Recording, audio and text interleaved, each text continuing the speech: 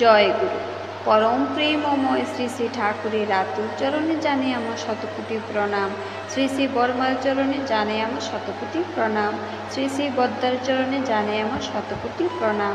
আপনাদের প্রতি প্রত্যেককে জানাই আমার আনন্দিত জয় গুরু। আজ ইষ্ট প্রসঙ্গে যে বিষয়টি আপনাদের সঙ্গে শেয়ার করব সেটি হলো ইষ্টের ধান্দা মাথা থেকে সরে যাওয়া মানে। এই প্রসঙ্গে শ্রী শ্রী ঠাকুর কি বললেন, খুবই দুর্দান্ত একটি ইষ্ট প্রসঙ্গ। অবশ্যই ভিডিওটি শেষ অবধি শুনবেন। কথা প্রসঙ্গে শ্রী শ্রী ঠাকুর বললেন, যখনই দেখবে ইষ্টের ধান্দা মাথা থেকে সরে যাচ্ছে, অন্য ধান্দা প্রবল হয়ে উঠছে, আর তাতে মত্ত হয়ে ইষ্টের জন্য করাটা বাদ পড়ে যাচ্ছে, তখনই ধরে নিও তুমি দুষ্ট গ্রহের পাল্লাতে পড়ে গেছ।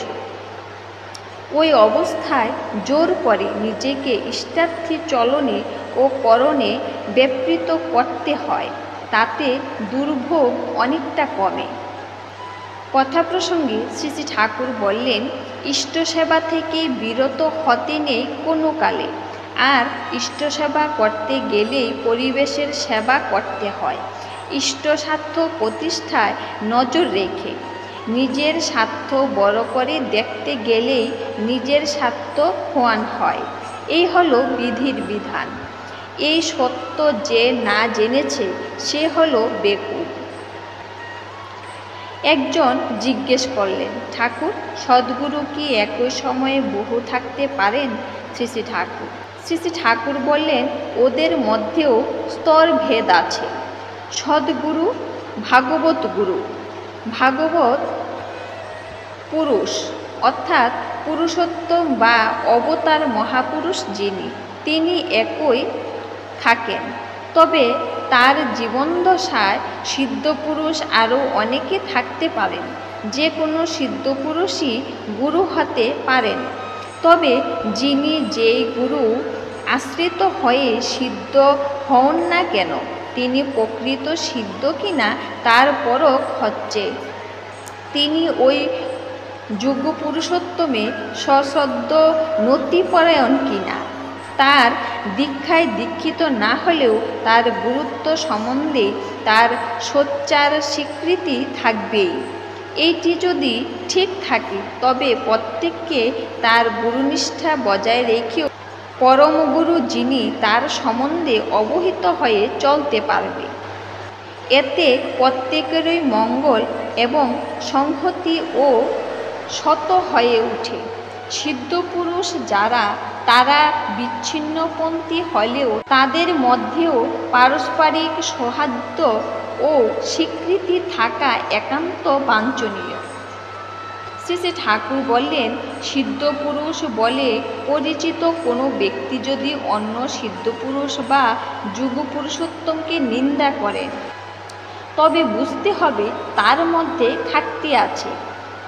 মনুষ্যত্বের পর্যায়ে যারা দাঁড়ায়, তাদের বুদ্ধি হয় আদর্শকে বা নীতিকে অবনমিত না করে প্রত্যেককে যথাযোগ্য মর্যাদা দিয়ে চলা। অপরকে বড় করেই তারা সুখ পায়। একজন প্রশ্ন করলেন, ঠাকুর, যুগ পুরুষোত্তম তাহলে তৎকালীন সব গুরুরই গুরু? শ্রী শ্রী ঠাকুর বললেন, এইটি হলো প্রাকৃতিক সত্য।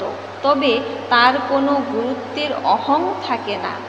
যে বোঝে সে মানে, যে বোঝে না সে মানে না। কিন্তু এই মানা না মানায় তার কোনো ক্ষতিবৃদ্ধি হয় না। যারা মানে তারাই উপকৃত হয়। সূর্য যেমন ভালো মন্দ নির্বিশেষে সকলের উপরেই সমভাবে কিরণ বর্ষণ করে, তিনিও তেমনি নির্বিচারে সকলের মঙ্গল করে যান। তার দেওয়া মঙ্গল গ্রহণ করতে গেলেই চাই তার প্রতি উন্মুখ হওয়া, তাকে ভালোবাসা, তার পদশ্রিত পথে চলা।